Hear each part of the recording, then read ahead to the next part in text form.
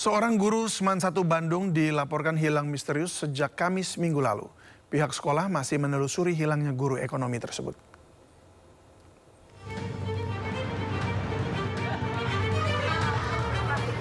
Inilah sosok guru ekonomi SMA N1 Bandung bernama Ardi Rikardiansyah yang hilang sejak hari Kamis minggu lalu. Ardi terakhir diketahui keluar rumah di kawasan Dipati Ukur, Kota Bandung saat siang hari. Hilangnya sang guru pertama kali disadari pihak sekolah setelah tidak bisa dihubungi seperti biasa. Berdasarkan kronologi dari pihak sekolah, Ardi terakhir dilihat setelah pamit ke rumahnya untuk mengambil paket.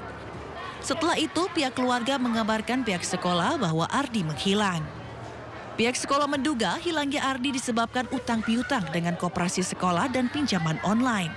Diperkirakan sang guru ekonomi memiliki utang hingga ratusan juta rupiah. Hingga saat ini, keberadaan guru ekonomi SMA N1 Bandung tersebut masih belum ditemukan. Sementara untuk pembelajaran digantikan guru ekonomi lain. Dari Bandung, Jawa Barat, Irfan David, iNews melaporkan. Ratusan ribu batang rokok tanpa pita cukai dengan nilai hampir mencapai 1 miliar rupiah diamankan petugas Satpol PP bersama Bea Cukai di Tol Pemalang, Jawa Tengah.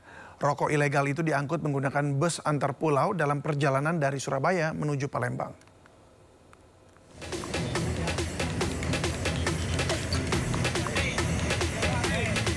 Petugas Satpol PP bersama Bea Cukai mengamankan ratusan ribu rokok ilegal di sebuah bus di rest area KM 319, Ampel Gading, Kabupaten Pemalang.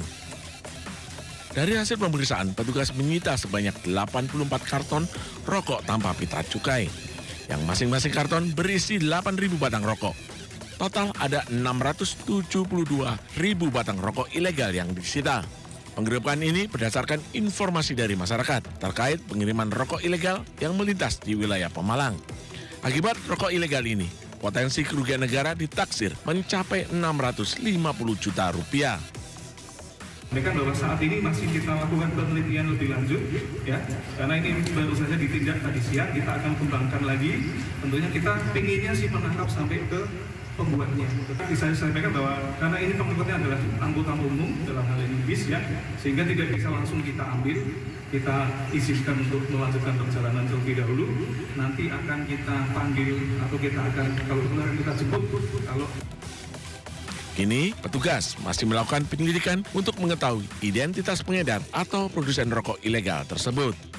Dari Pemalang, Jawa Tengah, Suryono Soekarno, iNews melaporkan. Polisi menggerebek sebuah rumah yang diduga menimbun solar di Kabupaten Pangkep, Sulawesi Selatan. Dalam interogasinya, terduga pelaku mengaku menggunakan solar untuk keperluan pertanian.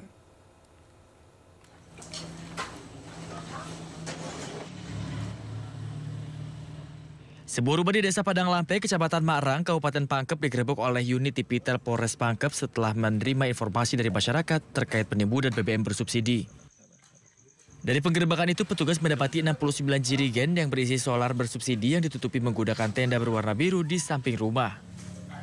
Total BBM yang diamankan diperkirakan sekitar 2 ton lebih.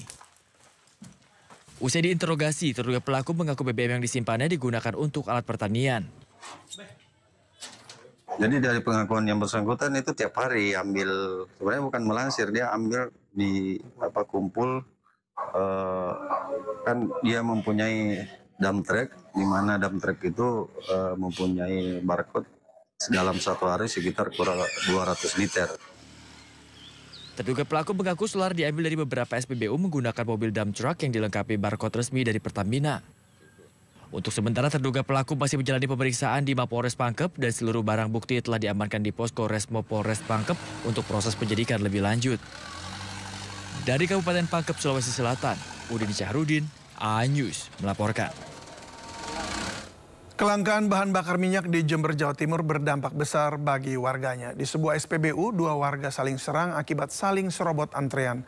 Sementara kelangkaan BBM akibat ditutupnya jalur utama Jember Banyuwangi meluas hingga ke Lumajang.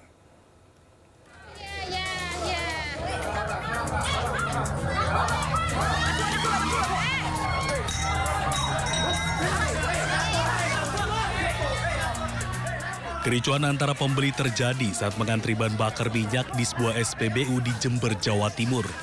Seorang pria menyerang pria lainnya karena kesal setelah antreannya diserobot.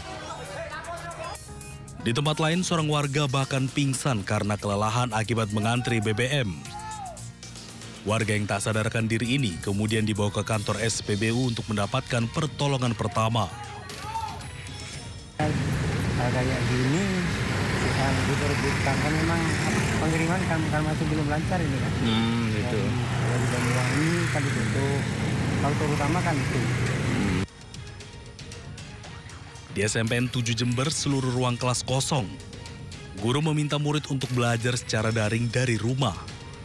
Arahan ini sesuai dengan surat edaran Bupati Jember terkait kelangkaan BBM. Sesuai dengan yang tercantum di surat edaran bahwa hingga nanti kondisinya sudah kondusif. Jadi ini memang kami selalu koordinasi karena kami di bawah naungan Dinas Pendidikan ya. Jadi selalu ada koordinasi dengan pihak Dinas Pendidikan. Selain itu, antrean panjang kendaraan roda 2 maupun roda 4 juga terjadi di sejumlah SPBU di Lumajang, Jawa Timur sejak 2 hari terakhir. Warga rela antre berjam-jam untuk mendapatkan BBM jenis Pertalite maupun Pertamax yang sulit didapatkan.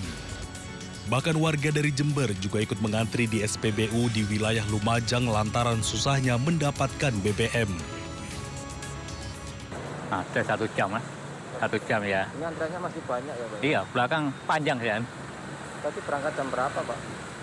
Aduh, lihat jam dari sekitar jam berapa ya? Jam 8-an tadi. Sampai sekarang belum ya Pak? Belum. Panjang. Kelangkaan BBM yang terjadi di Lumajang dan Jember ini terjadi imbas ditutupnya jalur Jember-Banyuwangi sehingga mengakibatkan keterlambatan distribusi. Tim Liputan iNews melaporkan.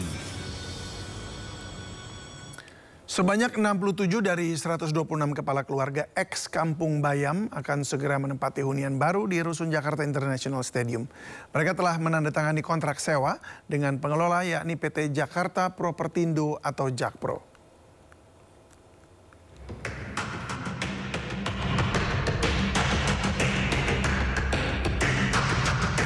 Bertempat di kantor Wali Kota Jakarta Utara, 67 kepala keluarga dari 126 kepala keluarga warga Kampung Bayam menandatangani kontrak dan serah terima kunci hunian baru mereka.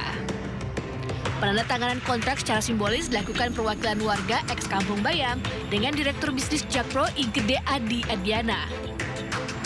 Hunian pekerja pendukung operasional atau HPPO sudah siap ditempati dalam beberapa hari ke depan.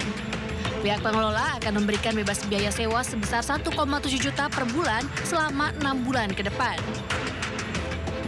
Adalah bentuk dari rasa sayangnya Pak Gubernur kepada warga Kampung Bayam. Kemarin prosesnya turun naik segala macam karena ingin kita semuanya aman. Baik kepada warga yang akan tinggal, baik kepada kami, dan sesuai dengan tata kelola yang memang kami anut dengan baik. Adanya komunikasi dari baik dari Pemprov ataupun baik dari Jakpro sendiri, ya khususnya Jakpro sendiri itu membuka komunikasi yang lebih baik buat kami gitu loh.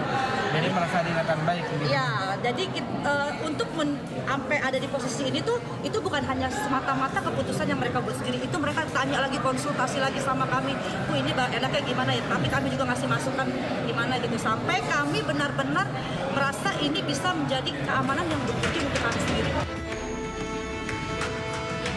Selain itu, di HPPO disediakan fasilitas penunjang berupa tanah hingga 4.000 meter persegi untuk warga melakukan pertanian kota atau urban farming, termasuk penyediaan kolam untuk budidaya ikan. Kampung Bayam dulunya terletak di dekat Jakarta International Stadium atau JIS. Namun tahun 2019, kampung itu digusur untuk proyek pembangunan Jakarta International Stadium. Sejak penggusuran itulah warga ex Kampung Bayam direlokasi ke Rusun Nagrek dan lokasi lainnya. Dari Jakarta, Sofyan Firdaus, iNews melaporkan.